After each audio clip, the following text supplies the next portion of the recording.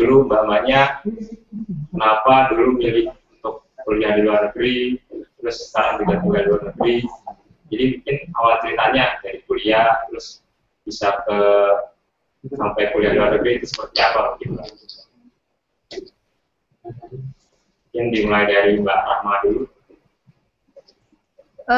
Jadi dulu tuh pertamanya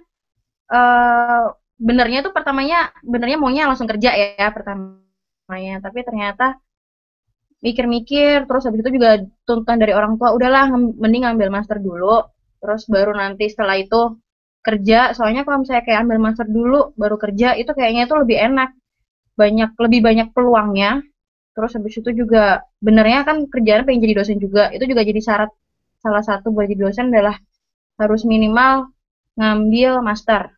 Nah, terus habis itu nyari kampus yang sesuai dengan bidang, benernya banyak pilihannya yang telekomunikasi. Tapi terus ngelihat Jerman, kayaknya enak masuk di Jerman, ya udah daftar ke Jerman. Udah. Oke, untuk Mbak Mianya. Ini ceritanya agak panjang sih. Oke, dari dulu sejak SMA emang aku interestednya ke biomedical engineering. Tapi unfortunately di Indonesia kan nggak ada. Kalau interestednya tentang medical engineering itu kan harus jadi dokter, nggak ada pilihan lain. Jadinya bingung sih. Terus waktu itu dari saran dari ayah, kenapa nggak masuk teknik elektro, tapi nanti tesisnya ambil tentang biomedical gitu. Jadinya ya udah masuk. Sebenarnya kan ada biomedical tapi di LK. Tapi aku nggak bisa bikin itu nggak bisa bikin alat. I'm not really that good. Jadinya masuk kontrol. Tapi tahun keempat aku dapat beasiswa double degree. Aku nggak tahu sekarang masih ada programnya atau enggak, tapi that time ada program double degree di Fontis. Jadinya tahun keempat aku pindah ke Belanda. It's like interesting program ya. Jadi kamu dapat degree 2 dari Belanda sama dari Indonesia, and then you only do like 6 months of course. Terus after that 6 months of final project which you can do in research university atau di company juga. Dan aku pas dapet di rumah sakit dan ambil medical imaging. Ya, terus setelah itu emang dari kecilnya suka jadi dosen sih. Mungkin karena kebawaan dari orang tua atau kayak gimana. Sekarang jadi suka jadi dosen. Jadi and you have to be at least S2 buat bisa jadi dosen kan. Cari-cari beasiswa, landed di sini deh di Amerika di biomedical engineering.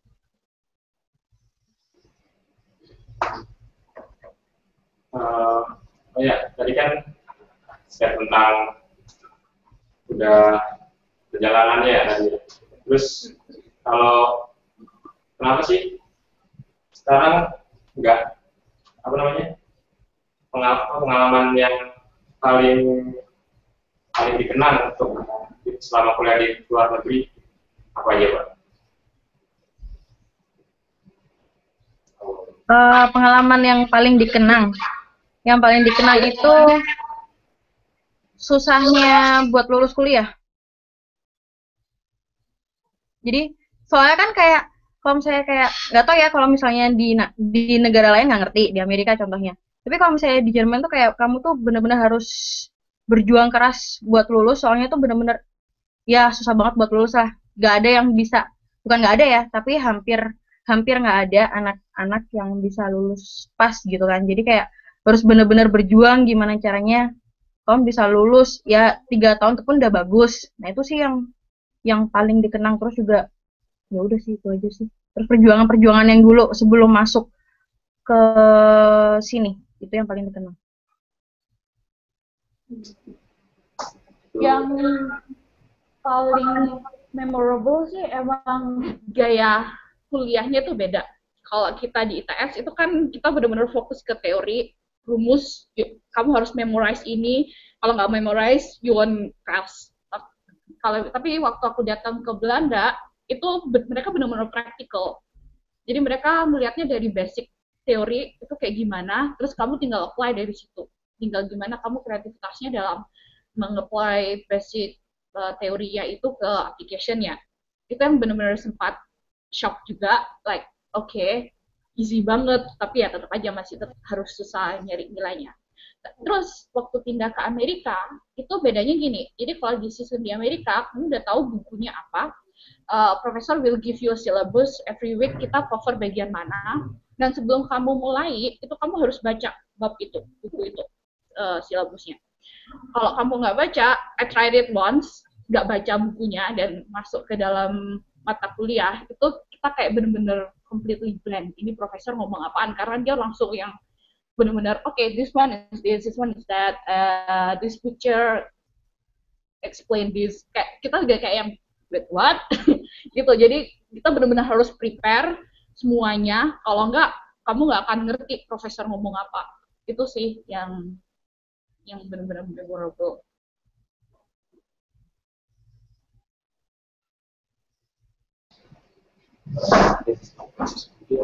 Oh, mungkin dari yang lain ada yang mau ditanyakan? Silakan. Ya. Ya, nah, saya tadi mau coba tanya, ini kan bangganya kan ke luar negeri ini itu biaya sendiri atau ada beasiswanya, ada program beasiswa seperti itu. Terus untuk kalau misalkan emang ada beasiswa itu emang syaratnya apa saja? Terima kasih. Aku dulu waktu program double degree dapat beasiswa unggulan dari Dikti, dari Diknas, ya, beasiswa unggulan dari Diknas. Syaratnya waktu itu apa ya? Nggak tahu sih. Waktu mau berangkat ngisi application, dibilangnya ini juga buat aplikasi beasiswa, ya udah ngisi. I think minimum IP 3, dan cuma ngisi itu apa namanya formulir gitu, nggak terlalu banyak waktu itu persyaratannya. Kalau yang Amerika ini aku dapat beasiswa Fulbright Dikti. Kenapa Fulbright Dikti? Karena aku emang rencana pengen jadi dosen kan, jadinya ada jalur khusus buat yang calon dosen atau yang udah jadi dosen buat ikut Fulbright tanpa harus saingan sama ribuan peserta, ribuan applicants lainnya yang dari jurnalis atau dari apapun itu. Itu syaratnya minimal aku nggak hafal, tapi kayaknya aku bisa recheck lagi di websitenya aminef.or.id, I guess. Kalau nggak salah minimum IPK itu 3 atau 3,2, not sure. Terus TOEFL itu 550, and then mungkin harus bikin esai, sama harus bikin esai. Gitu. Kalau aku mau nambahin, jadi pas waktu dulu itu sama sih kayak Selda juga, dari Dikti juga. Tapi sebelumnya harus bikin, kalau aku sih harus bikin kontrak dulu sama salah satu kampus yang ada di Indonesia. Nah kebetulan aku bikin kontrak sama PENS. Waktu itu masih ITS kan ya, jadi dia nggak masalah. Jadi terus habis itu setelah itu IP minimal 3, terus habis itu TOEFL 550, kemudian apa namanya, dan juga bahasa yang bisa kayak aku mau ke Jerman, aku juga harus kayak bisa bahasa Jerman juga, itu juga jadi salah satu persyaratan. Terus motivation letter, esai, surat rekomendasi, udah. Gitu aja sih. Tapi bisa dicek di website kok, kayaknya. Iya. Ada di webnya Dikti juga ada.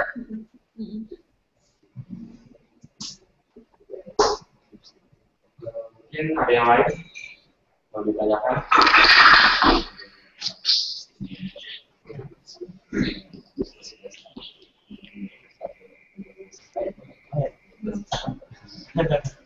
Iya Mbak, mau tanya. Saya mau nanya, itu kan tadi terkait beasiswa kan dari yang mbaknya yang dapat cara mbaknya pilih ya. Kalau misalnya untuk Jerman sama Amerika itu selain yang dari sebutkan itu apa aja mungkin beasiswa yang tersedia? Mungkin itu dulu aja. Mungkin dari Bisa agak nggak kedengeran. Jadi yang selain beasiswa yang tadi Bapak sebutin itu untuk Jerman beasiswa tersedia itu apa aja, terus buat Amerika itu beasiswa tersedia apa aja, sama kira-kira mungkin yang lebih prestisius yang mana, yang lebih apa banyak dikejar mungkin yaitu yang mana aja, sama kira-kira bedanya apa aja sih antara beasiswa yang bisa diambil itu gimana? Oke. Kalau Amerika itu S2 susah cari beasiswa. Kayaknya beasiswa yang aku tahu dari Indonesia kita bisa ke Amerika itu Fulbright.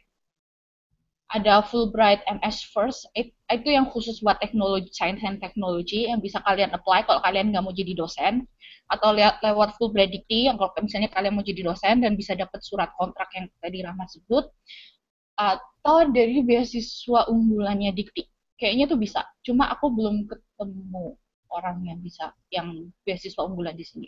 Well, Amerika itu gede, jadi agak susah.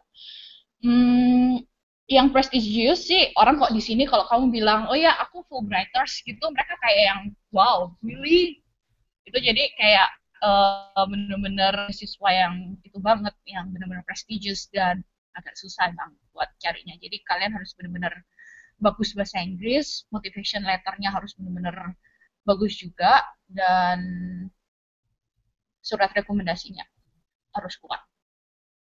Tadi apa sih pertanyaan terakhirnya? Aku nggak kedengeran. Sorry.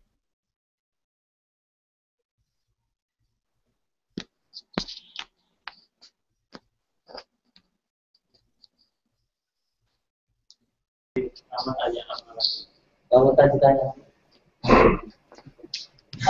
Ya, sih itu tadi aja kan tadi sudah disebutin biasanya ada apa aja, yang prestisius yang mana, sama yang bedanya antar beasiswa itu apa aja ya, mungkin tadi udah agak terjawab sih kalau itu. Mungkin sekarang buat yang Jerman gimana Mbak Rahma? Kalau yang Jerman selain dari Dikti, dia juga ada dari DAD. Kalau misalnya DAD itu bedanya, dia itu juga sama sekalian kamu bakal dilesin bahasa Jerman selama 1 semester di Jerman langsung. Terus juga habis itu yang aku tahu untuk persyaratannya juga itu agak beda. Kalau yang buat DAD itu setahu aku itu juga harus kerja dulu, harus punya pengalaman kerja. Setelah itu ya bahasa Jermannya juga itu harus pasti, terus sama bahasa Inggrisnya juga harus tinggi. Dan sama kayak sudah tadi sih bilang, itu juga tergantung juga dari motivation letter, terus juga harus bikin kayak proposal rancangan tesismu ntar itu apa, terus udah sih itu aja. Tapi emang kalau misalnya dapat DAD tuh orang Jerman juga pasti langsung mikirnya, wih lebih keren juga nih kalau dapat DAD juga.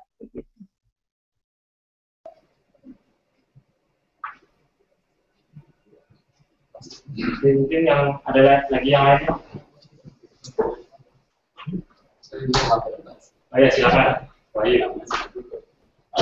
Ini Mbak, saya mau nanya, Mbaknya pas lanjutin ke S2 itu langsung emang pengen lanjutin elektro gitu, apa sempat berpikir oh kayaknya aku S2-nya mau ambil ekonomi aja deh, apa gimana gitu, ya mau manajemen gitu, yang pindah aliran lah. Bisa dari dulu.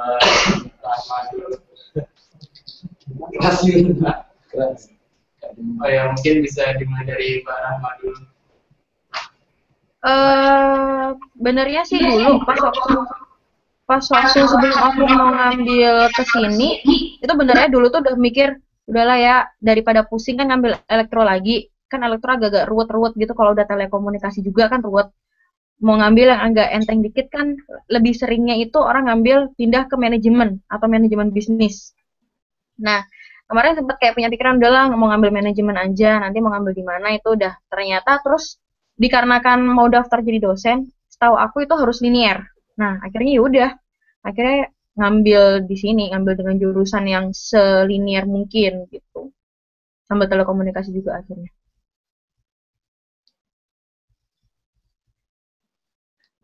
Kalau aku sih nggak ada kepikiran buat ganti jalur ke manajemen atau ekonomi semacamnya, karena aku nggak bisa dari awal nggak suka bagian kayak gitu. Jadi nyarinya, dan kayak aku bilang, aku dari dulu pinginnya biomedical engineering. Jadi emang waktu S2 udah kepikiran have to go to biomedical engineering department.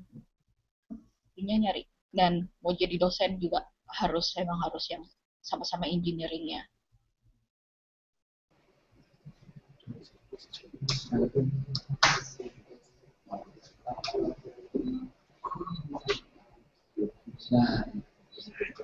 Mungkin tadi kan tentang bisnis ya, dari beasiswa, terus ada bahasanya, tujuannya. Kalau dari persiapan untuk hidup di luar negeri itu gimana dia, Pak?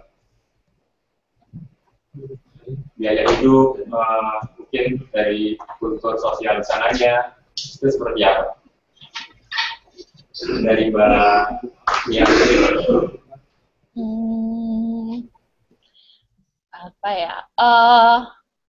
Waktu pertama kali di Belanda, aku hampir lupa sih udah dulu kayak gimana. Waktu itu banyak dari senior juga kan, aku barengan sama dua senior E45 yang datang. Jadi at least aku ada temannya buat stres bareng waktu pertama kali datang. Tapi waktu itu biaya, kalau misalnya tanya biaya hidupnya waktu di Belanda nggak begitu bingung juga sih, karena waktu itu emang sempat ada orang tua bisa dukung kan, jadi at least bisa bernafas lega. Tapi emang yang susah itu waktu masuk ke supermarket dan melihat harganya terus dikonversi ke Indonesia, ke rupiah tuh stres banget rasanya. Ini roti harganya kok mahal banget, daging tambah lebih mahal lagi. Itu sih yang stres, tapi setelah sebulan kemudian udah mulai kebiasaan. Terus persiapannya paling cuma persiapan dingin aja, takut kalau dingin itu kayak gimana. Nggak ada, kayaknya cuma itu deh, aku nggak.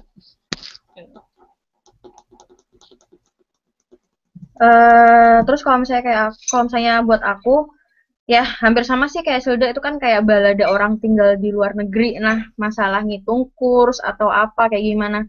Terus sama tambahan satu lagi, itu persiapan mental.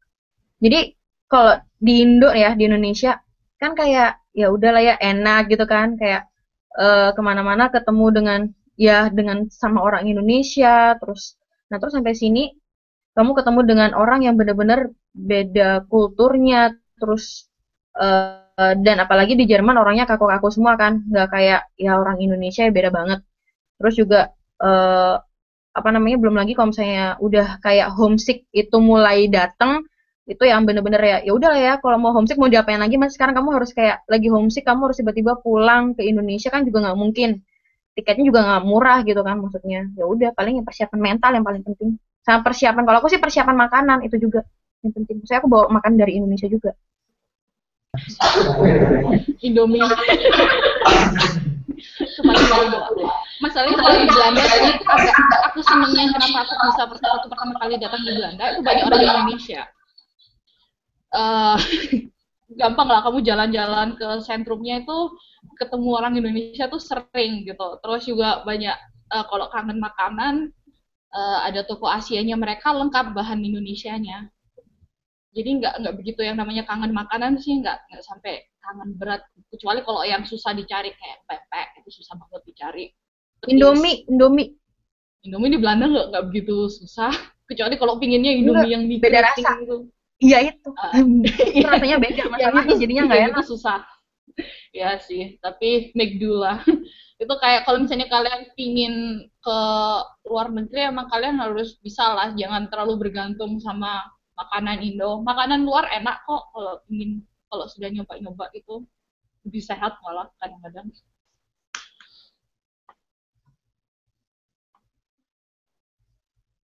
Mungkin ada yang mau ditanyakan lagi tentang kehidupan di luar negeri. Ya Mbak, tanya itu mungkin kan tadi cuma gambaran secara umum ya, harganya segini-segini. Terus untuk harga misalnya range-nya kalau dikurskan ke rupiah itu berapa per bulannya, terus makannya berapa, itu sederhana. Kalau dari sehari-harinya itu habisnya berapa untuk makan, untuk transport, untuk apartemen dan lain sebagainya. Mungkin dari Mbak Rahma bisa. Kalau aku ya, eh, aku dapat itu beasiswa itu kan 700. 700 itu berarti kan sekarang sekitar ya lumayan lah ya 10 juta lah benernya kalau dirupiahin itu 10 jutaan. Soalnya kan kurs euronya lagi tinggi. Nah, itu sih itu buat biaya hidup soalnya kamu rumah itu paling sekitar 250 euro. Terus habis itu untuk transport kebetulan dari kampus aku itu 1 bulannya emang kita tuh kan gak ada tuition fee sama sekali. Tapi kayak kita tuh disuruh bayar buat biaya untuk mengganti biaya transport selama 1 semester itu sebesar 200 euro dan kamu tuh bisa naik transportasi mulai dari bus, kereta itu apapun satu untuk wilayah negara bagian itu. Nah, jadi kalau untuk masalah transport aku udah nggak pusing kan, jadinya udah kayak udahlah udah free nggak usah dihitung juga 200 euro itu untuk 1 semester. Nah, terus ya sisanya untuk makan, untuk biaya hidup, buat makan lah, buat belanja kayak gitu. Kalau aku dulu di Belanda itu dapatnya juga 700 euro per bulan dari beasiswa unggulan. Uh, Waktu itu rentku itu 300 euro, jadi kira-kira hampir separuhnya. Dari 300 dipakai buat rent kamar. Makannya tuh kira-kira kalau misalnya lagi stres, capek, males masak sih bisa nyampe 200 euro. Kira-kira berapa ya sekarang? 2.400.000, I guess, kira-kira kayak gitu. Terus sisanya sih ya buat jalan-jalan atau buat belanja-belanja yang lainnya. Kalau dari Amerika, aku dapat uang sangu itu 1.690 dari Fulbright. Tapi Fulbright itu nggak fix 1.690, itu tergantung dari kotanya. Kalau misalnya kamu di kota yang sepi, yang kayak desa-desa gitu, dapatnya lebih sedikit. Kalau kamu kayak aku di Chicago, kota besar, itu dapatnya lebih banyak kan, ngikutin dari living index-nya. Dari 1.690 itu rentku $800, berarti 8 juta, 9 juta. Aku nggak begitu inget sih kurs ke Indo berapa sekarang dolar. Buat makan itu $200 juga. Sisanya buat jalan-jalan atau buat ditabung gitu.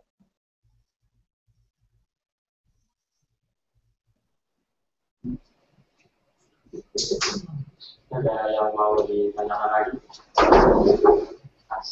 Ya. Mau nanya kan dari tadi kan kayak soal kuliahnya dan segala macamnya. Ini mau nanya kayak kebiasaan orang luar kayak orang Jerman tadi Mbak Rama sempat bilang orangnya tuh kaku-kaku gitu kan. Terus kalau misalnya Mbak Mianya mungkin orang Belanda atau orang Amerikanya itu ada kebiasaan yang bertolak belakang atau kebiasaan aneh lah orang dari sananya itu yang dari Indonesia di mata kita itu aneh atau seperti apa? Dari ceritain mungkin. Mereka benar-benar tepat waktu. And then kalau orang Belanda sih mereka kayak they will keep you at arm's length. Mereka kayak pertama kali ketemu mereka nggak langsung ramah ke kamu, tapi begitu kamu udah ngobrol-ngobrol kayak sekali, 2 kali, mereka cepet banget kenal sama kamu gitu. Jadi teman deket gitu. Kalau orang Belanda kayak gitu. Kalau orang Amerika, mereka baik hati. Ngobrol itu kalau kita ngajak ngobrol, kita nanya, mereka tuh dengan oke, ya bisa. Tapi itu di Chicago ya, di Midwestern ya. Aku nggak tahu kalau misalnya orang Amerika dari California atau dari daerah lain tuh mereka beda-beda. Kalau yang di Midwestern itu mereka cepet ramah. Cuma susah buat jadi teman dekat mereka. Gitu. Kayak apalagi ya, mereka kadang agak susah diajak kerja sama waktu tugas gitu, kecuali kalau kamu emang benar-benar di-assign jadi teammates-nya mereka, itu mereka baru benar-benar mau dekat, mau diskusi sama kamu. Kalau enggak, itu you have to be friends with them before you can like discuss anything. Terus mereka juga kalau misalnya janjian itu kamu harus udah tahu jadwal mereka selama sebulan itu apa. Mereka tahu jadwal mereka sebulan itu apa. Jadi kayak kita harus tuker-tukeran agenda. Oke, aku free jam segini, kamu free jam seberapa. Aku kayak yang, well, aku cuma mau main ke rumahmu sih. Kenapa aku harus pakai janjian gitu? Itu sih yang agak anehnya dari orang Amerika.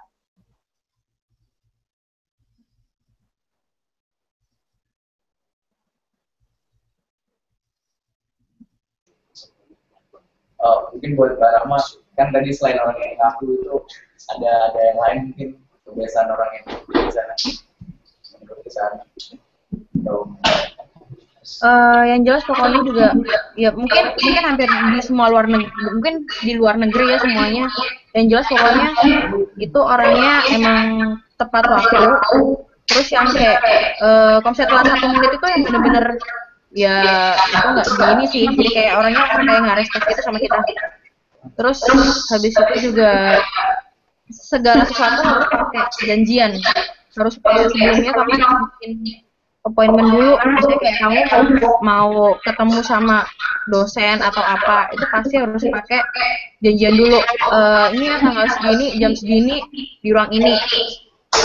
Terus yang ada lagi juga, ada beberapa orang Jerman yang kadang-kadang itu kayak menganggap sebelah mata untuk orang asing itu kadang-kadang. Nah tapi kan ya udahlah ya biarin aja. Tapi itu nggak banyak kok sekarang soalnya di Jerman pun udah banyak orang asing. Jadinya kayak mereka udah lambat laun itu menerima. Jadi ya itu aja sih, nggak ada lagi menurut aku yang kayak kita harus benar-benar beradaptasi. Oh iya, Mbak, mau tanya tadi misalnya apabila kita Muslim semua, kita rata-rata Muslim dan juga Mbak. Nah, misalnya ada di bulan Ramadan ataupun Lebaran, dan nanti kebetulan misalnya kita yang laki-laki pada hari Jumat itu apakah ada mungkin ada kesulitan atau tidak apabila kita ada di sana? Kalau di Amerika itu tiap university ada yang namanya Muslim Student Association. Mereka selalu tiap minggu ngadain sholat Jumat gitu buat yang laki, terus kadang-kadang tiap minggu juga mereka ada kayak ceramah atau diskusi gitu. Jadi nggak susah sih kalau mau di luar di komunitasnya mungkin agak susah ya. Cuma kalau misalnya di kota besar ini aku ada beberapa masjid itu yang di downtown atau di benar-benar gampang didatengin. Tapi tiap universitas selalu ada yang namanya Muslim Student Association yang bisa bantuin kalau mau sholat Jumat atau kalau misalnya mau sholat.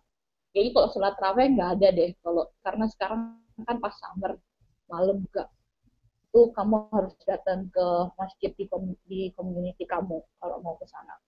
Terus kalau Lebaran aku selalu ke KJRI atau KBRI. Waktu di Belanda KBRI, kalau di sini KJRI. Jadi ya kumpul sama orang Indo, sekalian nyari makanan Indo gitu. Itu nggak apa-apa kok. Kalau kamu ngomong ke profesor, misalnya kamu harus bolos gitu kan, buat Lebaran atau apa gitu, mereka biasanya mau menerima kamu asal kamu beritahu sebelumnya gitu. Kalau yang sobat nggak tahu sih, aku nggak ada temen classmate yang orang Muslim juga yang apa pas mata kuliahnya pas bersamaan dengan sholat Jumat.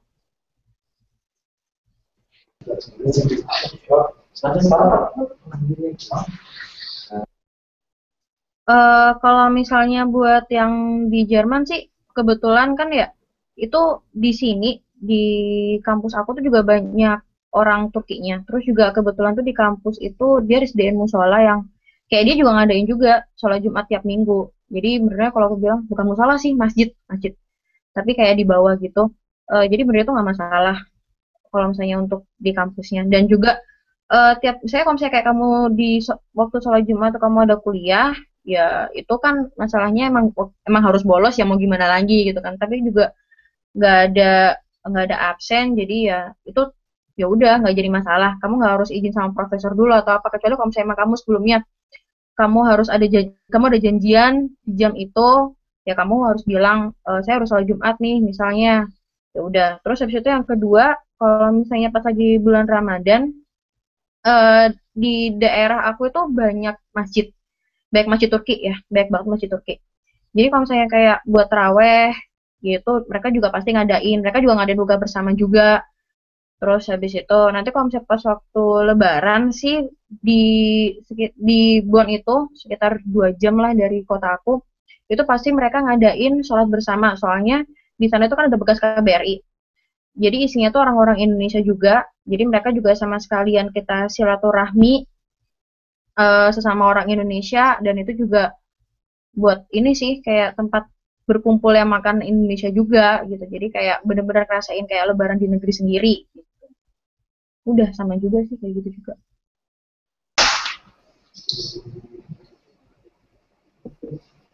Mungkin dari yang lain ada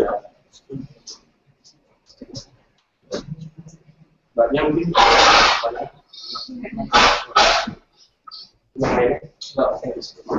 Mau tanya lagi, Mbak.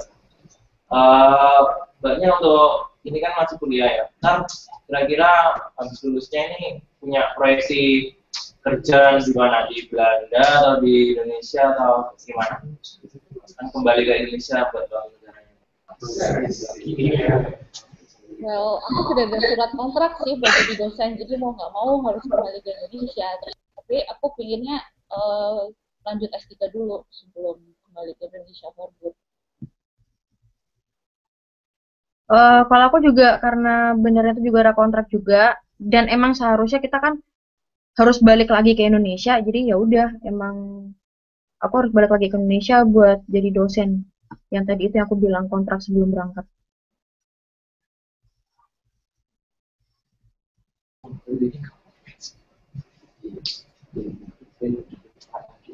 Kalau ada pengalaman kerja nggak di luar negeri? Mungkin magang, kerja praktek gitu. Aku ada sih, setelah lulus aku kerja 2 tahun di Jawa, di Belanda, sama magang juga 6 bulan di rumah sakit buat menyelesaikan final projectku. Kalau aku nggak ada sih, belum ada pengalaman kerja.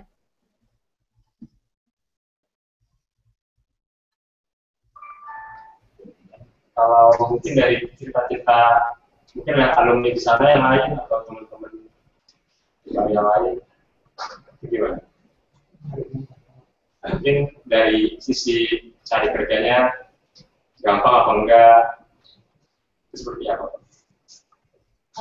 Waktu dulu aku di Belanda itu kita susahnya karena kebanyakan perusahaan di Belanda itu ternyata minta kita juga fasih dalam bahasa Belanda. Sementara kita baru kayak setahun di Belanda, nggak semuanya bisa langsung bisa bahasa Belanda. Jadi itu agak susah saya nyari kerjanya karena mereka kayak, oh kamu harus belajar bahasa Belanda, kamu harus bisa bahasa Belanda karena klien kita orang Belanda gitu. Jadi kebetulan di perusahaanku Yokogawa itu headquarternya di Europe, jadi mereka banyak klien dari negara-negara lain, dan aku emang pas ditugaskannya di call centernya yang ngurusin troubleshooting PLC. Jadi aku komunikasi pakai bahasa Inggris nggak apa-apa, dan semuanya orang Belanda itu mereka benar-benar bisa bahasa Inggris gitu. Jadi benar-benar di bahasa kamu jalan kaki terus habis itu kalau mau nanya kamu nanya dalam bahasa Inggris juga mereka bisa, meskipun nenek-nenek pun ngerti gitu, bahasa Inggris. Jadinya itu sih, dan teman-temanku yang barengan sama aku double degree di Belanda, kayaknya yang lanjut S2 itu cuma 2 orang, yang lainnya pada kerja stay di Belanda. Emang kalau buat double degree itu kayak buat ngasih kesempatan buat mau kerja di Eropa gitu, jadi makanya mereka datang ke Belanda dengan tujuan nyari kerja. Kalau aku datang ke Belanda dengan tujuan nyari biomedical engineering, kesempatan research di biomedical engineering. Kalau aku pernah dengar dulu pernah ada juga sih orang yang dia tuh mau daftar kerja, itu susahnya satu. Pokoknya yang jelas kamu harus bisa bahasa Jerman, soalnya itu udah benar-benar syarat ini ya, syarat murni. Saya mereka nganggep orang Jerman itu punya kelebihan di bahasanya jelas, dan mereka udah ngerti lah ritme kerjanya di perusahaan Jerman itu kayak gimana, mereka udah ngerti.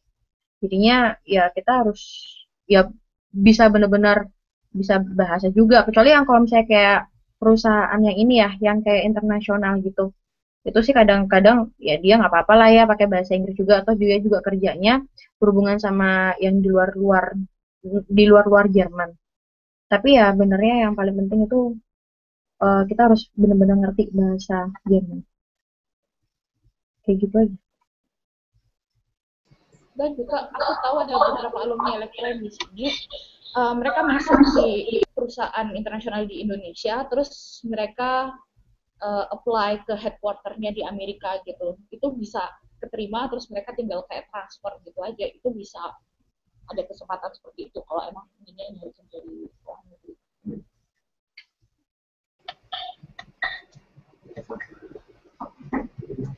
Yang lain, ada yang lagi? Yang sekarang? Mbak mau tanya, kan bagi mbak ini otomatis terutama yang pakai jilbab itu sifatnya di sana gimana sih? Apalagi kan Jerman sama Amerika itu punya batasan tersendiri. Apa budaya itu kayak nggak nerima yang berjilbab dan lain-lain. Itu gimana Mas?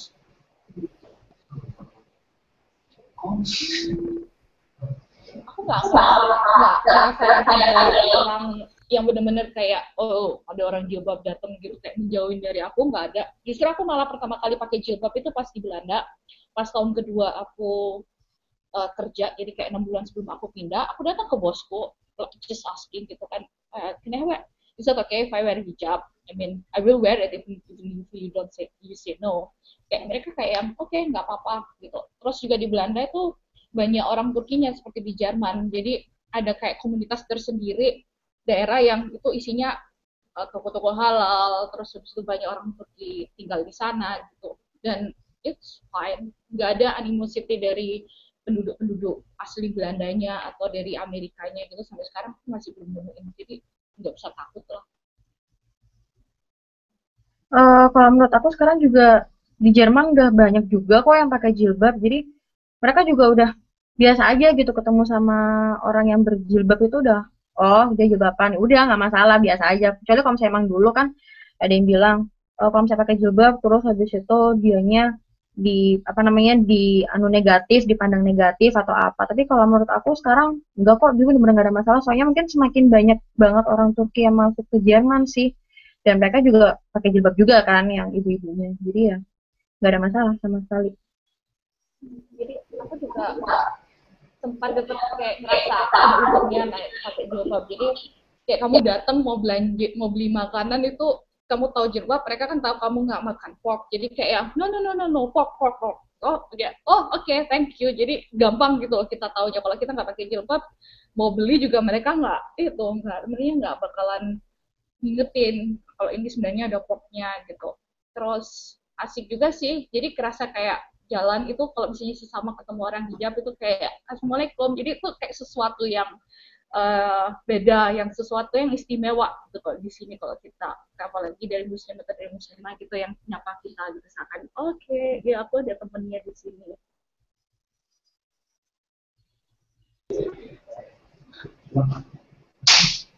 Ada yang lainnya lagi? Silakan. Atau Pak Andi mau bertanya? Enggak, Pak. Apa sih? Yang lain? Ada Pak Joko mau bertanya? Sana, Pak. Saya Rahma. Iya, Pak. Kamu lagi ngapain, Rahma? Tadi sih lagi baru bangun tidur, Pak. Ya, bangun tidur dia ngomong. Sama siapa? Sama Silda? Iya. Kenapa, Pak? Iya, sama Silda. Gimana? Beda negara, Pak. Gimana kabar kalian? Alhamdulillah, Pak, baik. Ya, udah selesai studimu? Belum, Pak. Belum. Masih belum. Ini proses S2 apa S3? S2. S2, Pak, masih S2. Semester berapa? Saya semester 5, Pak. Saya semester 3 mau coba Semester 3 dari berapa semester? dari 4 semester. Semester 5 dari berapa semester? 4, Pak. Tahuan ya. Kamu apa ya? Iya, Pak. Memberi spirit pada adik-adiknya bahwa sekolah di luar negeri sama kok dengan waktu di dalam negeri, sama-sama susah.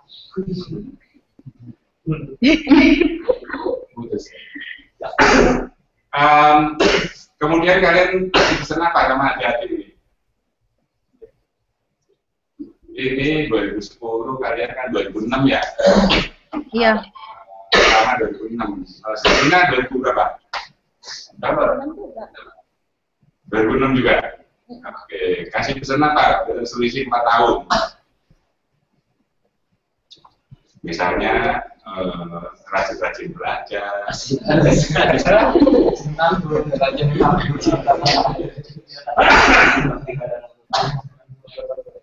Ya, kalau emang ingin kuliah di luar, ingin lanjut S2, itu harus persiapkan bahasa Inggris dari awal, dan juga saranin sih udah perlu publish paper.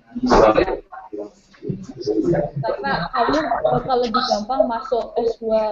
Kalau misalnya caranya pengen di Amerika, kamu bisa gampang masuk S2 kalau kamu udah publish paper. Kayak mereka kayak oke, kalau kamu udah publish paper apalagi internasional atau kayak regional gitu, Asia gitu, artinya kamu siap buat lanjut, siap untuk studi lanjut gitu. Itu yang aku lihat dari proses penerimaan di sini. Cobalah sekali gitu cari gimana caranya biar bisa publish paper. Kalau pingin S2, kalau nggak pingin S2 ya nggak apa-apa. Nggak usah pusing nyari paper. Kalau aku pesennya enakan S2 dulu sih kayaknya, soalnya jadinya biar kayak pesaing kita semakin lebih dikit. Iya, nggak juga sih. Udah banyak sekarang masalahnya S2, tapi kayak biar kita tuh ada kelebihan gitu loh. Oh, ini udah S2 nih. Jadi kayak orang pandangnya kan, wih lebih keren gitu. Misalnya kita daftar kerja gitu kan, wih lebih keren, dia udah S2 nih. Dia pengalamannya udah lebih banyak. Terus juga ya sebelum ngambil S2 yang jelas pokoknya harus dipersiapkan adalah yang jelas bahasanya.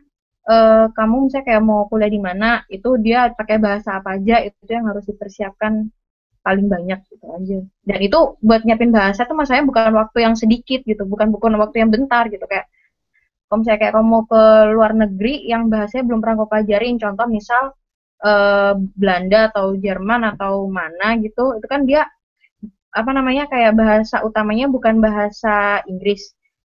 Dan itu misalnya kayak aku pakai bahasa Jerman, itu persiapannya juga butuh ya sekitar 1 tahun lah buat belajar bahasa itu sendiri. Makanya keluarin ke Amerika. Capek belajar bahasa. Isem nih, emang ada yang sudah kepikiran pengen S2 nggak sih? Atau masih kepikirannya S2? Pikiran sedang mengambil S2 itu. Mungkin dari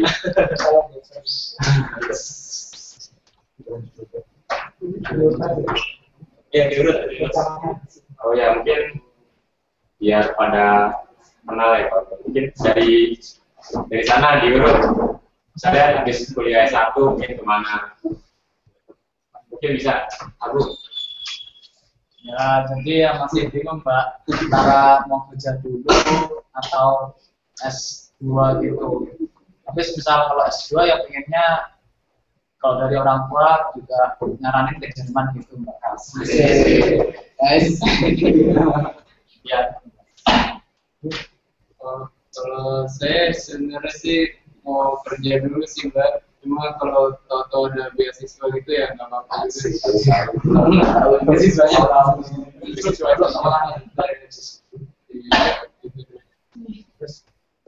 kalau saya sendiri sih paling kerja dulu Pak. Bisa dipastikan.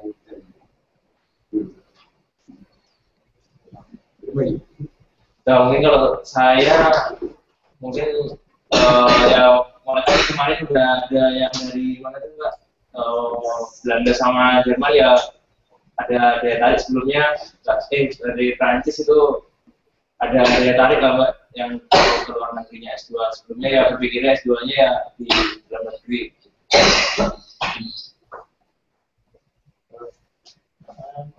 Ya, kalau saya sih fix kerja dulu Mbak. Ya, lanjut. Ya, kalau saya mau coba usaha untuk ke S2 dulu, setelah itu baru nanti kita kerja atau aplikasi di sini ya. Kita lihat keadaannya dulu. Jadi ini pertemuan ini semoga cukup memotivasi saya. Terima kasih. Luar biasa. Kalau saya, insya Allah S2 dulu Mas. Tapi ini masih ada bingung mau lanjut teknik atau manajemen. Jadi lebih berat ke manajemen. Kalau saya sih rencana dari awal tuh mau kerja dulu, nanti kan biasanya tuh dari perusahaan udah bisa dibiayai itu disponsori. Tapi ya rencana kayak gitu mungkin ambil manajemen. Kalau saya Kalau saya rencana juga kerja dulu biar nanti kuliah buat S2-nya. Sekian. Banyak. Apa lagi ya? Mungkin kalau dari tadi kan cerita di luar negeri. Kalau dulu pas kuliah di Indonesia, itu rasanya gimana sih? Apa ada yang bisa dibawa ke sana? Hal-hal positif yang bisa dibawa ke sana ketika pas kita kuliah di Indonesia? Mungkin dari Mbak Mia dulu. Hal positifnya sih apa ya, kebiasaan begadang itu di sini jadi kadang-kadang, apalagi sekarang aku udah mulai agak ke tesis gitu, mulai yang berat-berat pelajarannya itu jadi kebiasaan buat kita, buat aku kayak langsung sambil begadang sambil belajar gitu, jadi lebih gampang lah kan udah kebiasaan di Indonesia. Terus aku sukanya karena di Indonesia kita banyak banget teori, buat lanjut di sini di biomedical engineering ini aku sudah kuat di bagian engineeringnya, jadi aku bisa kayak fokus buat belajar lebih ke medical science-nya, dan itu kayak lebih gampang, lebih apa namanya, banyak yang di cover di sini, jadi lebih mudah buat nyerap ilmu baru gitu, karena kita kebiasaan kan banyak kuliah. Apa ya? Kayaknya itu sih yang benar-benar kerasa banget dari kuliah di Indonesia. Yang jelas pokoknya kalau misalnya dari kuliah Indonesia nggak boleh dibawa ke sini tuh benernya adalah sistem kebut semalam. Soalnya kayak kalau misalnya udah bener-bener kamu bawa sistem SKS itu mau ujian ke sini gitu, udahlah, itu udah tanpa harapan sih. Jadi emang benernya kalau kuliah di luar negeri ya, itu mungkin kayaknya itu kamu harus persiapkan sebelumnya tuh jauh-jauh hari. Bener kayak Silda tadi bilang itu kan kayak sebelum apa namanya kuliah gitu kamu siapin atau kayak gimana. Kalau menurut aku sih kayak gitu, yang jelas pokoknya nggak boleh dibawa itu sistem SKS itu. Terus soalnya banyak kan kita dulu pas waktu S1 kayak udahlah ya sistem SKS juga bisa gitu, bisa lulus lah, banyak yang anggapnya kayak gitu. Emang iya sih, emang bisa lulus kalau di Indonesia, tapi kalau menurut aku kalau misalnya di sini nggak bisa. Sistem bacem juga nggak bisa. Iya, bacem jelas nggak mau bisa sih. dibacemin. Susah. Kalau di Amerika mereka nggak terima gitu, kamu nggak boleh namanya bacem, kamu tuh harus usaha sendiri. Kalau kamu mau diskusi homework is fine, tapi kalau kamu mau copy homeworkku, iya right, nggak boleh. Itu sih, jadi benar-benar usaha kita sendiri.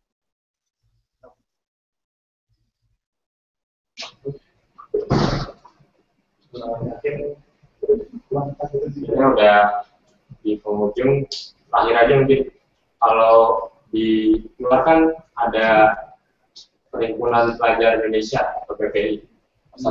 Itu Mbak-mbaknya sendiri itu ikut dalam kegiatan itu atau di sana kegiatan PPI itu siapa aja sih Mbak?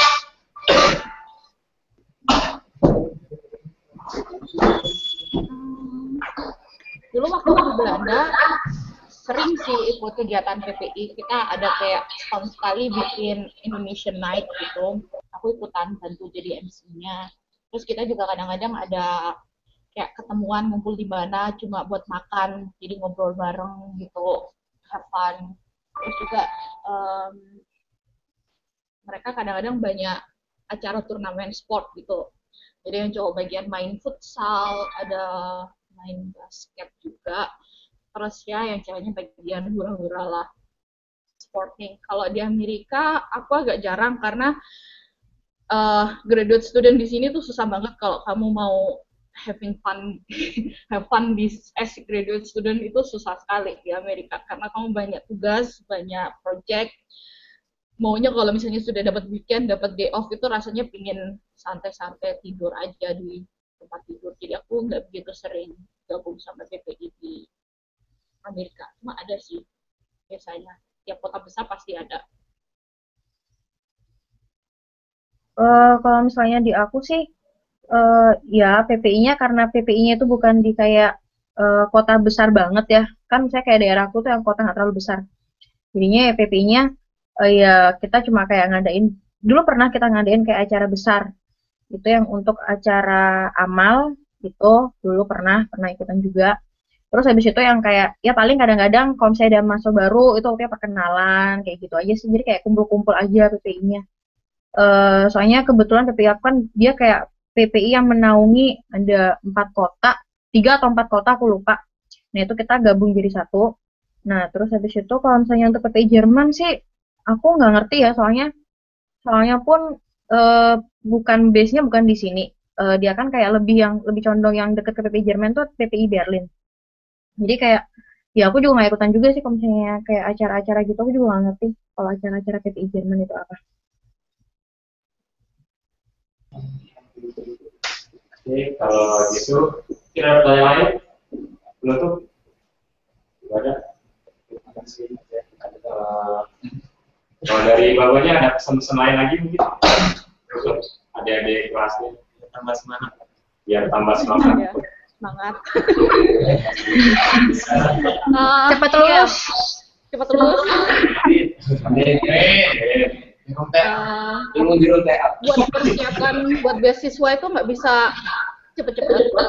Kamu harus persiapan itu maksimal setahun sebelum kamu apply.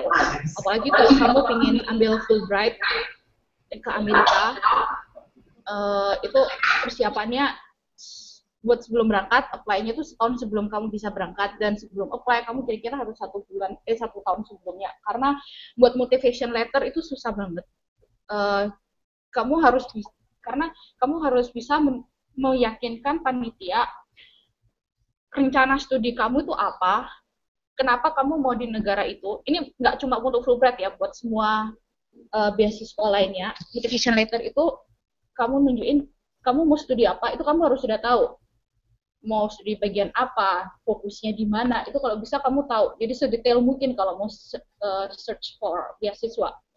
Setelah itu, kenapa kamu mau di negara itu, dan kenapa harus kamu, dan apa yang akan kamu lakukan kalau kamu kembali ke Indonesia. Karena beasiswa biasanya mereka pinginnya kirim kamu ke luar negeri buat memperbaiki negara Indo, gitu kan. Jadi kamu harus bisa meyakinkan ke mereka kontribusi kamu tuh apa. Itu yang susah. Aku bikin itu mulai dari setahun sebelum apply, dan baru final draftnya itu jadi kira-kira seminggu sebelum aku kirim applicationku, sebelum application deadline. Itu susah. Jadi kamu nggak bisa yang namanya satu kali nulis langsung jadi, itu nggak bisa. Harus bolak-balik direvisi dan direvisi gitu. Terus ya itu kalau misalnya ingin lanjut S2 di teknik yang sama, misalnya seperti teknik elektro, kalau bisa final project-nya itu kamu cari yang sesuai dengan yang kamu pinginin di S2. Aku nggak tahu kalau di Eropa, kayaknya kalau di Amerika itu lebih cepat kamu menemukan profesor, itu lebih baik. Dan profesor itu lebih suka kalau kamu tahu kamu mau research tentang apa, apalagi kalau kamu sudah publish paper. Itu mereka lebih suka lagi gitu. Karena kamu kan artinya benar-benar yakin, benar-benar siap gitu. Itu salah satu buktinya. Ya, apalagi ya siapin mental buat tinggal di sini. Susahnya tinggal di 4 musim itu susah banget. Tubuh pasti jarang susah kadang-kadang susah untuk adaptasi. Jadi itu harus benar-benar persiapan mental, jauh dari keluarga itu kayak gimana. I think that's all. Bahasa Inggris itu benar-benar harus dibiasain. Kalau aku saranin, kalau emang mau S2, jangan S2 di dalam negeri. S2 cari di luar negeri, karena luar negeri punya ilmu yang lebih bagus daripada kita. Mereka punya fasilitas yang lebih bagus, teknologi yang lebih maju daripada kita. Pergi ke luar negeri, ambil ilmu itu, pelajari teknologi mereka, lihat apa yang kurang di Indonesia, baru kembali. Kalau kamu S2 di dalam negeri, kamu nggak akan bisa melihat apa hebat, apa kurangnya Indonesia itu. Itu sih dari aku. Kalau dari aku kan tahun depan, kalau sekarang lagi ngerjain TA ya, kan tahun depan kalian udah benernya udah lulus. Nah, mulai dari sekarang itu kalau masih ada yang kayak bingung, aku mau kerja atau aku mau ngambil S2, nah kan kadang-kadang yang bingung kayak gitu kan.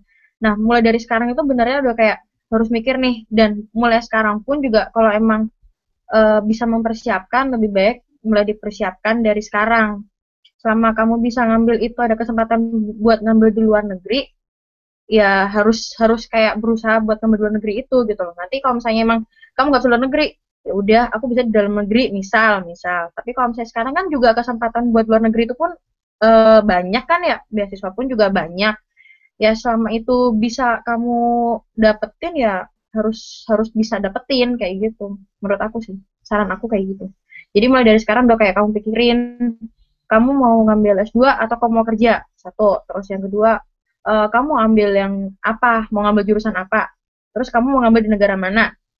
Itu yang benar-benar syaratnya udah mulai sekarang udah mulai harus dipersiapin. Ambil universitas mana, itu kalau bisa kamu gitu. Kayaknya ada, kalau kamu di Eropa, itu ada website namanya masterportals.edu, itu mereka punya database terlengkap universitas di Eropa dari berbagai macam departemen dan beasiswa yang ada di Eropa dan UK, itu masterportal.edu. Kalau ingin di Amerika, US News Ranking itu nunjukin universitas-universitas yang bagus di Amerika itu seperti apa. Itu sih.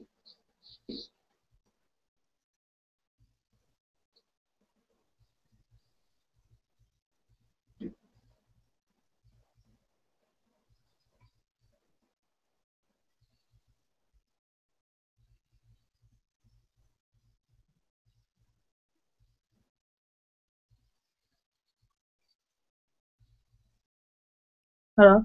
Halo,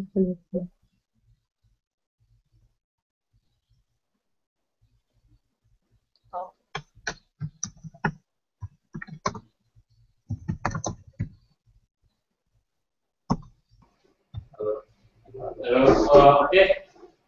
Mungkin sekian aja. Terima kasih buat Mbak Nia dan Mbak Rahma. Tadi Mbak juga udah diganggu pagi-pagi bangunin. Di sana beda 12 jam ya, Mbak? Beda Di aku 6 jam. Oh, di Mbak. Aku 13 jam. Sekarang setengah 5 pagi. Oke, gitu aja. Terima kasih. Semoga acara ini bisa memotivasi dari adik-adik kelasnya bisa untuk kuliah di luar negeri, kerja di luar negeri, bisa mengambil manfaat dari acara ini, terus juga bisa memberi manfaat nanti buat Indonesia. Terima kasih untuk kehadiran teman-teman dan mbak-mbaknya. Sekian, wassalamualaikum warahmatullahi wabarakatuh. Waalaikumsalam.